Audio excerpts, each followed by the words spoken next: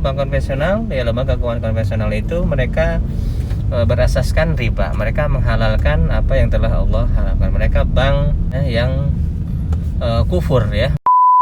Pembiayaan bank syariah justru nasabah yang tidak mampu dilarang atau tidak boleh dikenakan denda. Ya. Itu. Jadi objek yang dikenakan dendanya berbeda. Itu sisi yang pertama. Oke. Gitu. Ya, kemudian yang kedua,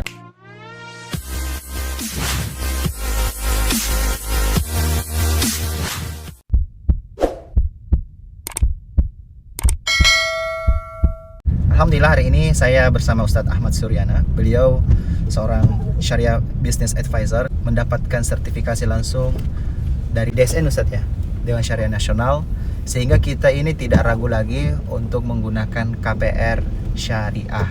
Dan ini yang masih menjadi polemik di antara teman-teman developer properti syariah, di mana mereka masih menghindari bank, apalagi bank syariah.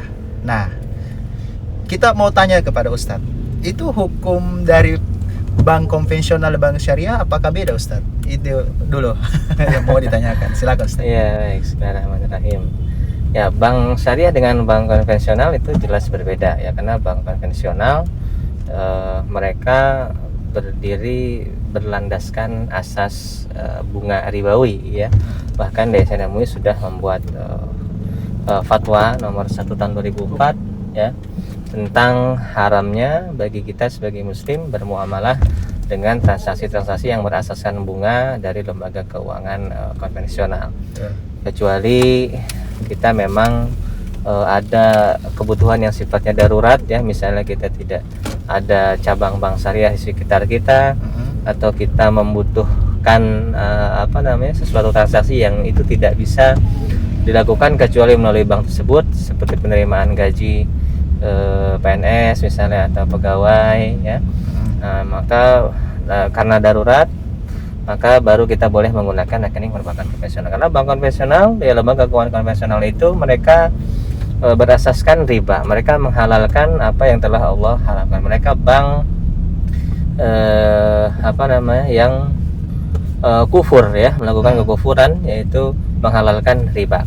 Maka tidak boleh bagi kita sebagai muslim mensupport ya, kemudian menabung di sana, karena dana kita itu akan langsung dijadikan bahan baku untuk dikelola menjadi produk-produk riba, serta disalurkan ke industri-industri haram ya, seperti miras, babi dan yang lainnya. Maka kalau kita memiliki dana di lembaga keuangan konvensional, maka berarti kita secara langsung merupakan investor mereka untuk mengelola bisnis ribawi dan bisnis-bisnis haram yang lainnya. Adapun bank syariah, nah, maka ini sesuai dengan amanah Undang-Undang Perbankan Syariah, bahwasanya bank syariah berdiri berasaskan syariat Islam yang mengacu kepada standar syariah yang dibuat oleh fatwa-fatwa DSN MUI, juga mewajibkan adanya seorang dewan pengawas syariah yang mengkontrol transaksi-transaksinya agar sesuai dengan syariah dan tidak mengandung keharaman ribawi dan keharaman yang lainnya seperti gharar dan kezaliman, seperti itu. Jadi sangat berbeda ya. Betul. Bank syariah ini adalah bank Islam, bank yang berakidahkan Islam, muslim. Adapun bank konvensional, mereka adalah bank yang kufur terhadap hukum Allah, karena mereka menghalalkan riba yang telah Allah haramkan di dalam Al-Quran. Sangat berbeda.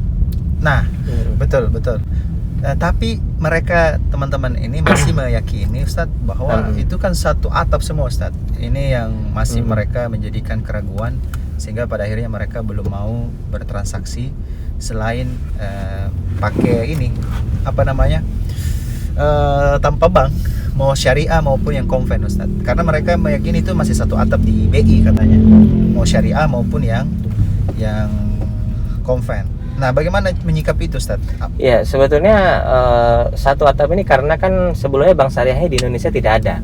Nah, karena kita bukan negara Islam ya, di sini negara yang berasaskan demokrasi, sehingga dulunya itu belum ada bank syariah secara asli. Nah, mulailah beberapa tahun ke belakang muncul menginisiasi adanya bank syariah di Indonesia. Alhamdulillah pemerintah mendukung ya, sejak dikeluarkannya undang-undang terkait perbankan syariah kemudian sampai di Bank Indonesia pun ada divisi syariah, kemudian di OJK pun ada direktorat perbankan syariah dan lembaga keuangan syariah, pasar modal syariah. Sekarang insya Allah kita semua masyarakat bisa bertransaksi sesuai dengan asas syariah yang tidak mengandung ribawi. Itu Goror maupun ada kezaliman. iya, tidak ada insya Allah. Baik. Nah, saya mau coba tanyakan ini Ustaz. Kan slogan para developer properti syariah itu ada 7T. 7T, 7 tanpa. Dan di belakang kita ini Ustaz, pelakunya sebelumnya 7T. Tanpa bank, Tanpa riba, tanpa riba, sita, tanpa denda, tanpa penalti, tanpa B checking, checking, dan tanpa apa lagi? satu lagi Jangan sampai tanpa unit ini Ustaz, bahaya. Nah, tanpa legalitas. iya tanpa. Tapi ada satu yang sangat saya sebenarnya sayangkan. Sebenarnya kalau saya pribadi Ustaz, walaupun saya di awal kan awam banget tentang tanpa sita itu seperti apa skemanya. Nah, tapi ini saya berada di posisi di mana saya belum tahu semua.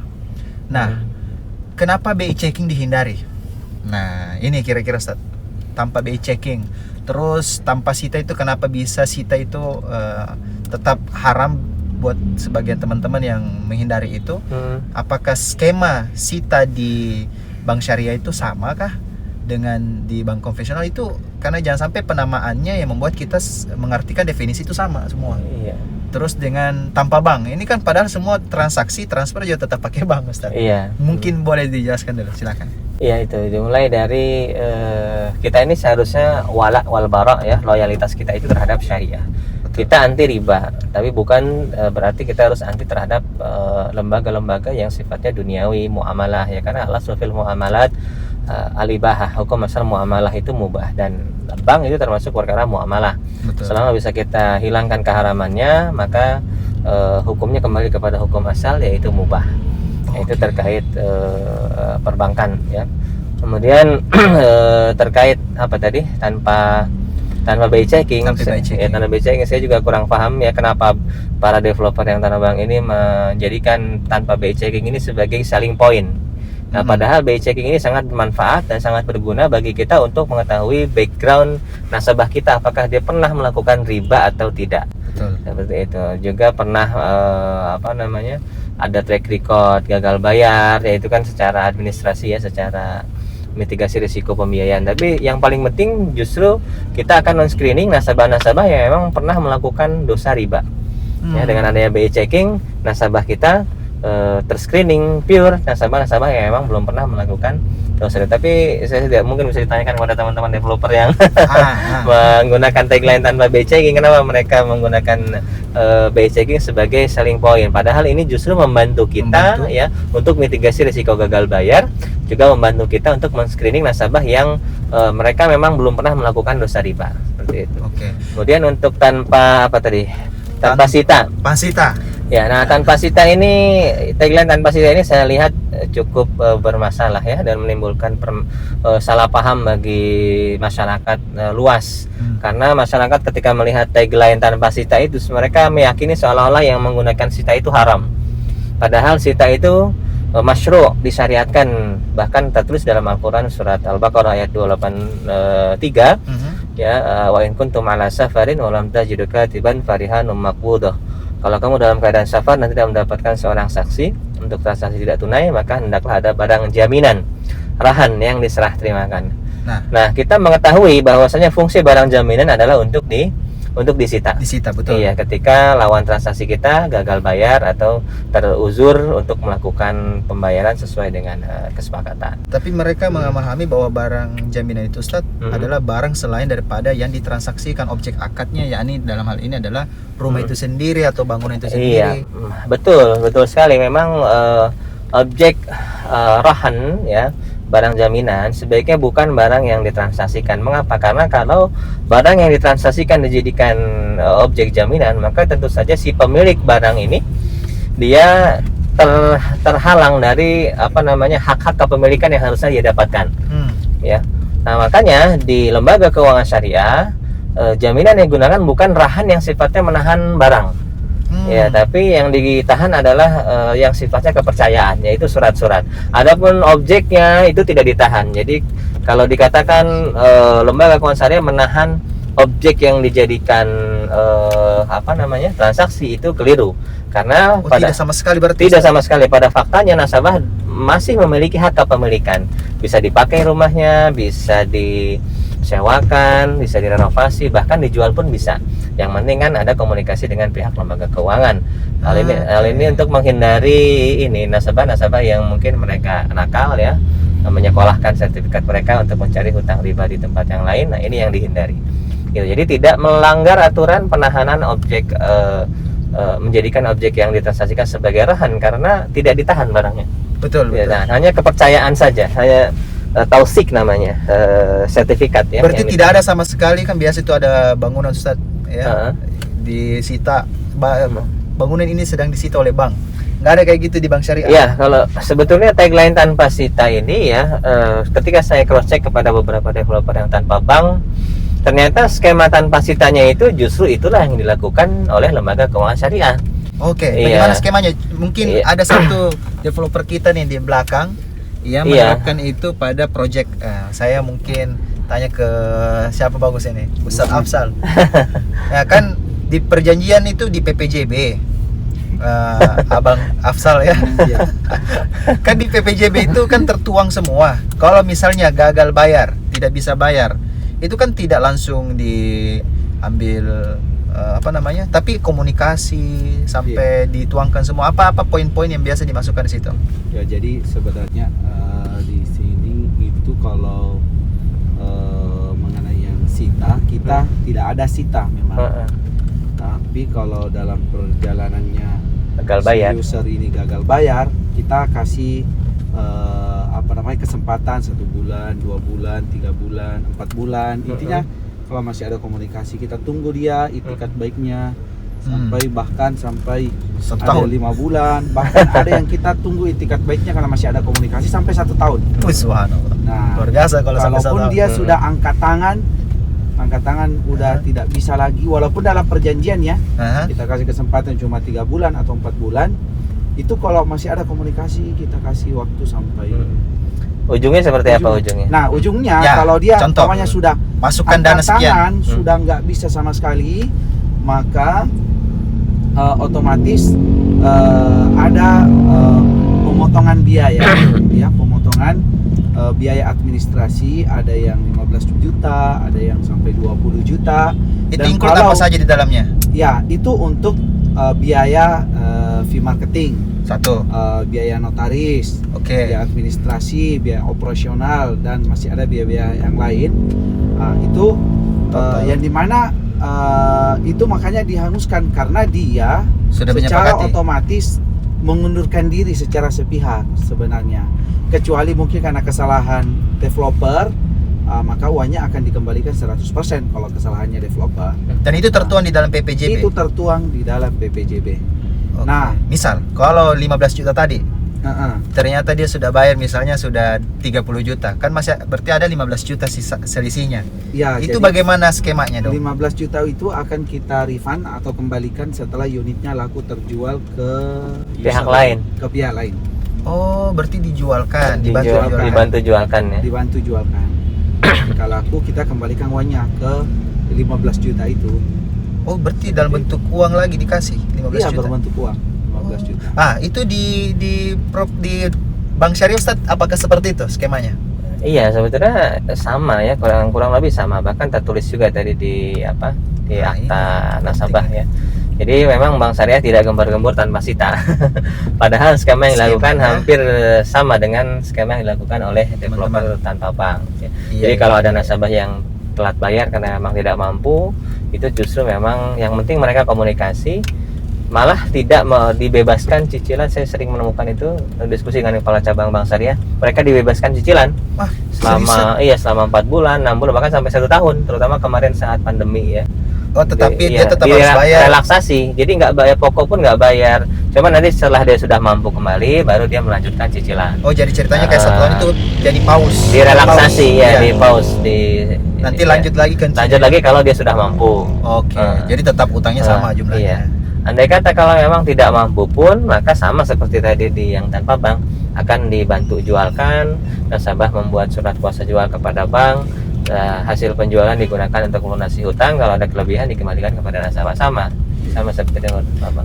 Nah, terus tanpa denda Ustadz, skema dendanya gimana Ustadz? Kan ada beberapa bank yang masih di syariah kayak seperti Iya, jadi alhamdulillah kalau untuk isu denda sekarang sudah banyak sekali lembaga keuangan yang besar-besar, bahkan yang BUMN sudah tidak mengenakan pasal denda di semua produk pembiayaannya. Jadi bagi yang masih ragu dan masih merasa syubhat atau masih pasarnya masih banyak nasabah yang tidak menyukai denda ya, meskipun itu ranah khilafiyah ya, bisa menggunakan lembaga-lembaga keuangan yang sudah tidak menggunakan denda itu.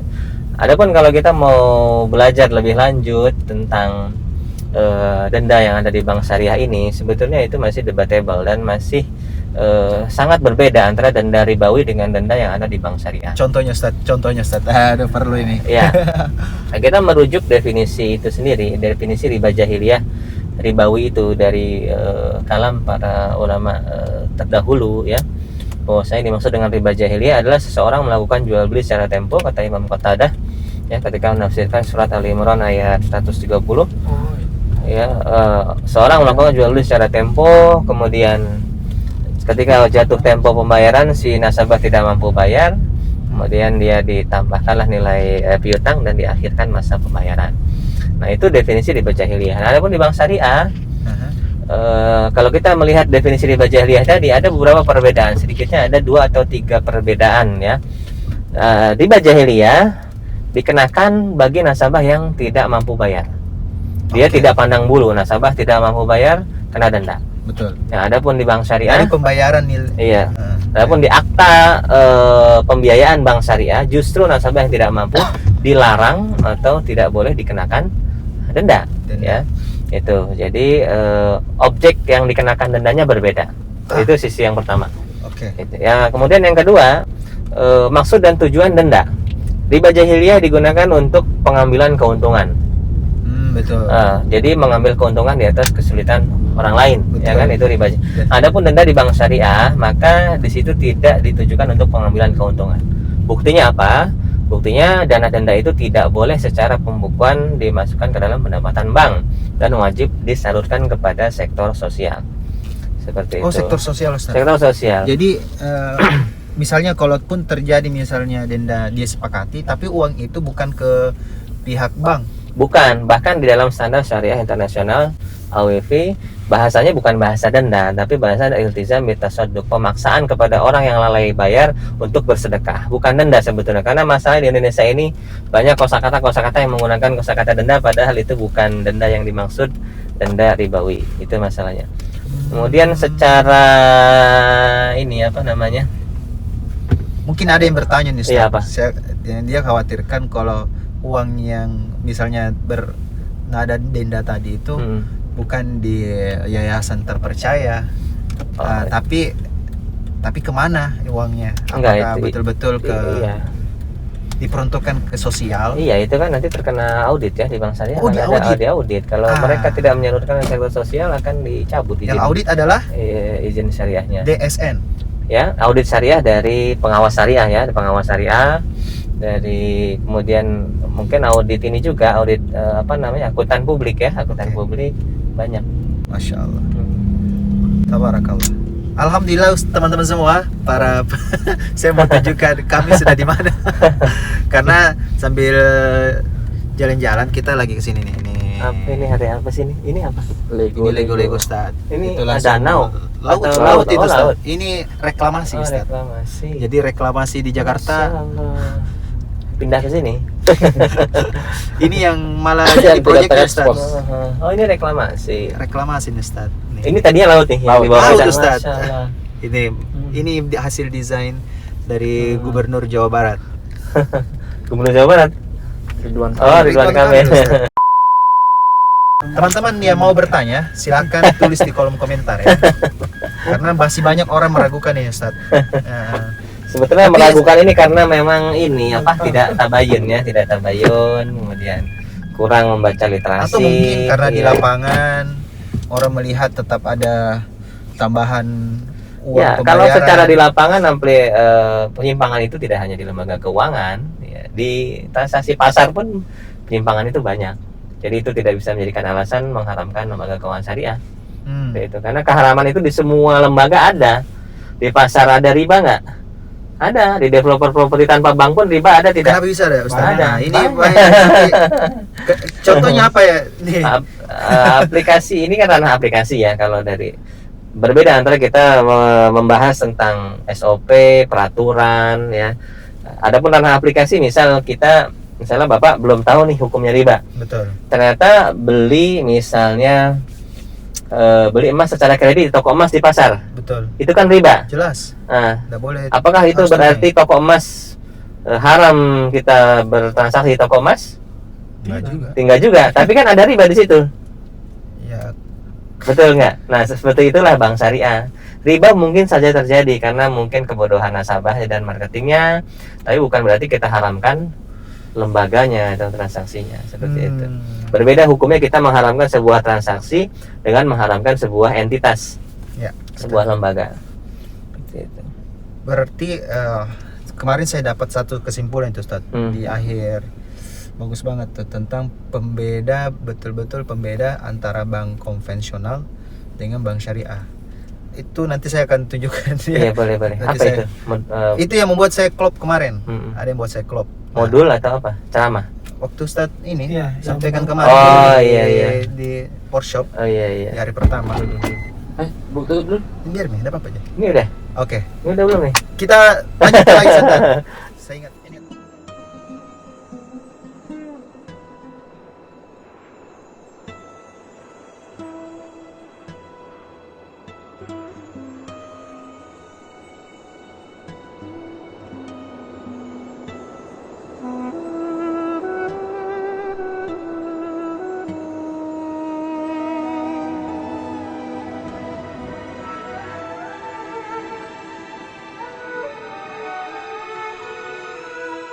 Itu ada pada akadnya, Ustaz. Betul ya? Jadi pada bank konvensional selama ini kenapa dikatakan riba? Karena dia akadnya hutang, Ya, akadnya adalah ini jual beli hutang, jual beli hutang. Sedangkan pada bank syariah jual beli barang. jual beli barang, tidak ada hutang. Dalam Tidak artian ada. bukan akad hutang, jual beli Iya, akadnya jual beli. secara kredit, tempo atau tenor. Channelnya apa, Pak? Channelnya Sarwandi Eka Sarwandi. Subrek ya, subrek. Jangan lupa ya, Subscribe.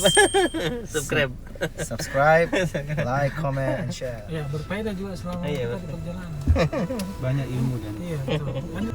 Soalnya banyak pertanyaan-pertanyaan lainnya, Ustaz, selain cuma hukum ini kan, banyak dompet wallet. yang gitu-gitu. Itu sebenarnya juga bagus.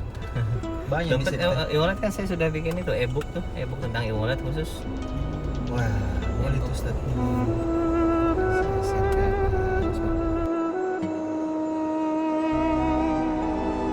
Video ini dipersembahkan oleh Haromai, minyak terapi plus ruqyah.